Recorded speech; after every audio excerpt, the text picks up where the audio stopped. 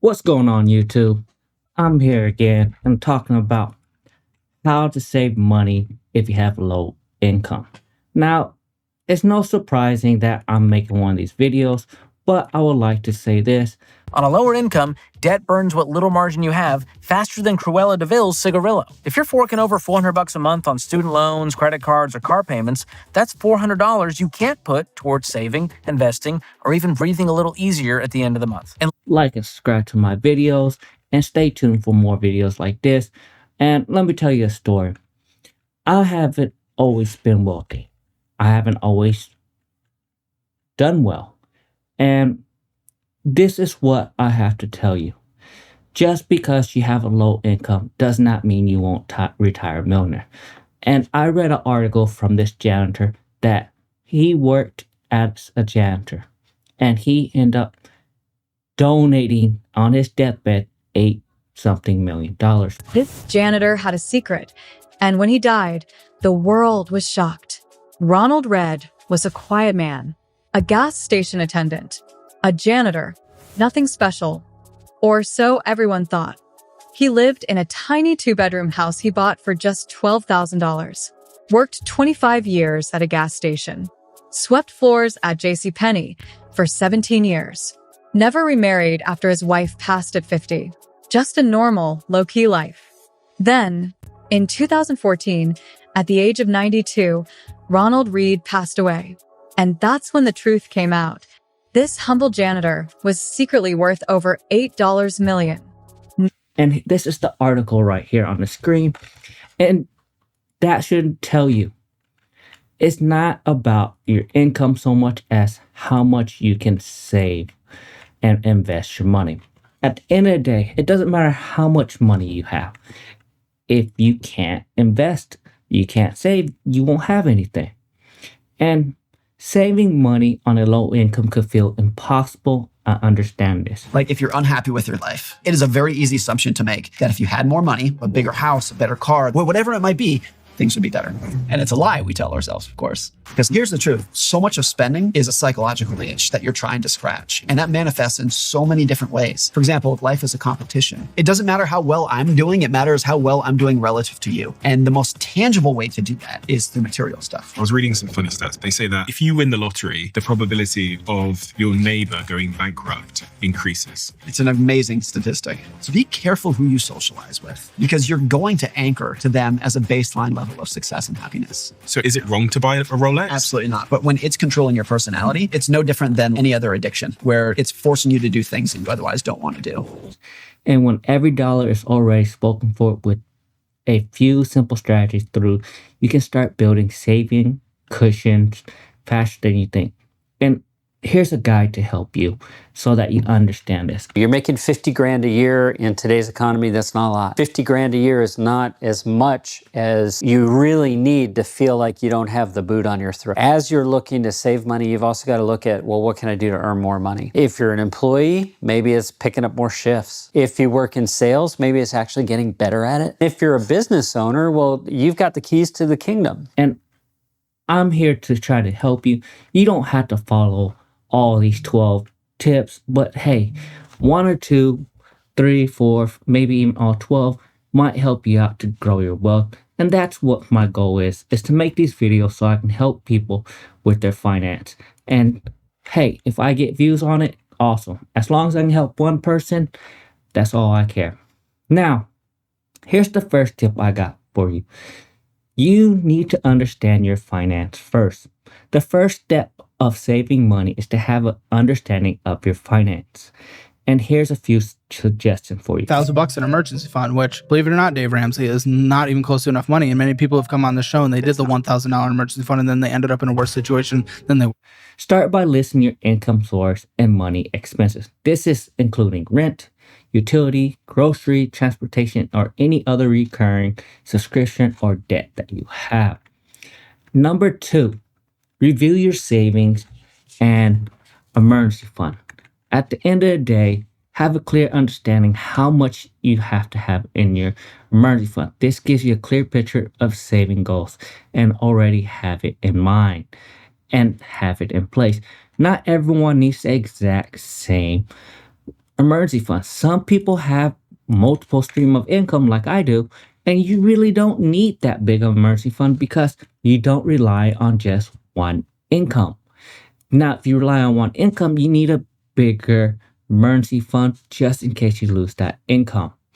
And number 3 on this is know your credit score and history. Yes, credit score really doesn't matter whenever you don't borrow money, but this will tell you a clear picture of how you're doing. Yes, if you have a bad credit score and you have everything paid off and paid for house, it's not going to tell you. But for the average American, it will. Here's my second tip for you after you learn about your finance, understand what you need to save, and start your financial journey is cut costs and maximize what you have. It's not always about bringing in more income. One of the biggest ways to save you money is to cut costs. And this is where you have to learn to coupon. Use what you already own. Meal plan. Repurpose or repair items instead of always purchasing another one. Reduce your utility usage and be proactive about your bills, like calling your service provider on your phone to lower your internet, insurance company, your utilities.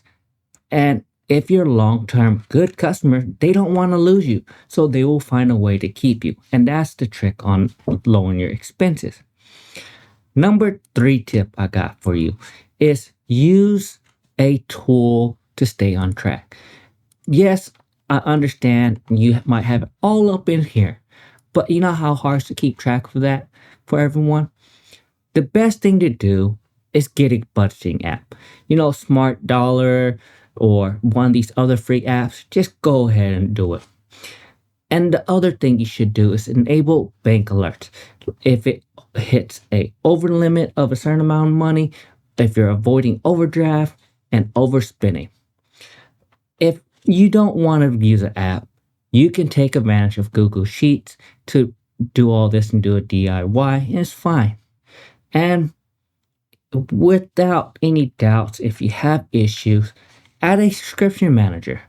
A subscription manager like Trim or Subby will help you cancel unused subscription as you keep track of it. Now, tip number 3 I got for you if you're low income and need help is add an income stream when possible. Yes, adding an income stream will help you. Extra $500,000 a month will help you pay bills. And you can Uber Eats, Uber, and the average person makes about $25 Ubering. That's not a bad thing. And you can do things like freelance your skills, turn your hobby into income. That's what I did. And rent out spaces to Airbnb, extra rooms, extra space. Not everyone likes this, but hey, if you need more money, you have to do this. And lastly, you might have to get a part-time job. It sucks to say it like that, but if you're trying to get ahead, you're trying to get out of debt, you have to do what you have to do if you want to stop being broke.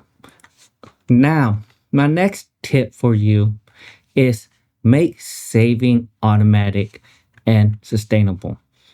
I know people on the internet tells you to put 10%, 15%, 20% away automatically and not worry about it. Some people can't afford that, and I do understand that. But make sure if you do start it, make sure it's sustainable. Start with $100 a month.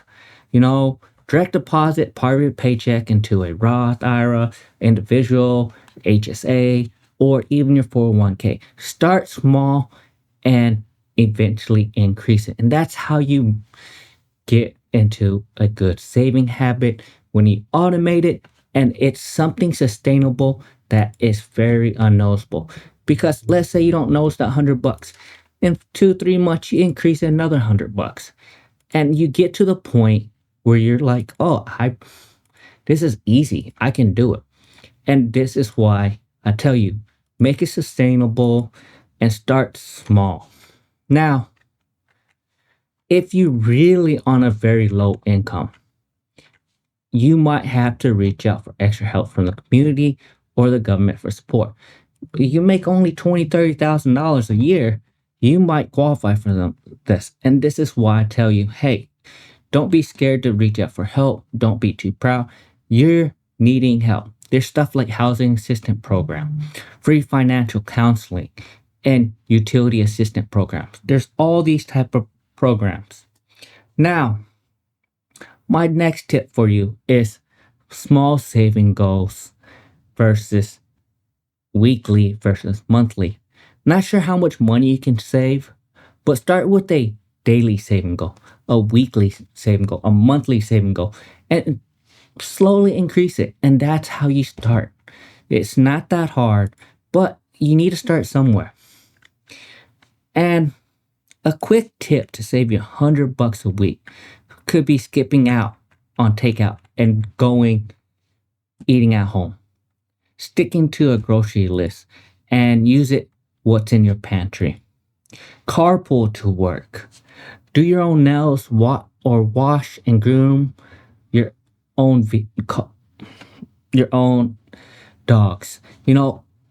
Wash your own cars. All these types of things cost money. And return or cancel any recent impulse buy so you can save money. Now, my next tip I have for you, and it's not a surprise, live cheap. I didn't say miserable. I said live cheap. Real frugality wins. Now, host game night instead of going out. Example, shop secondhand clothes, furniture. Find free community event or library programs that you can do. Here's the final takeaway I got for you. You don't have to make a lot of money. Start with one change this week and cancel your subscription. Sell something. Cook instead of ordering out. Every dollar you save is one step closer to your goal. And that's how some of the tips I got for you so that you can live if you don't have a high income. I understand that not everyone can do it, but hey, every small step towards your goal will help you. And like and subscribe to my video. That's all I got for you.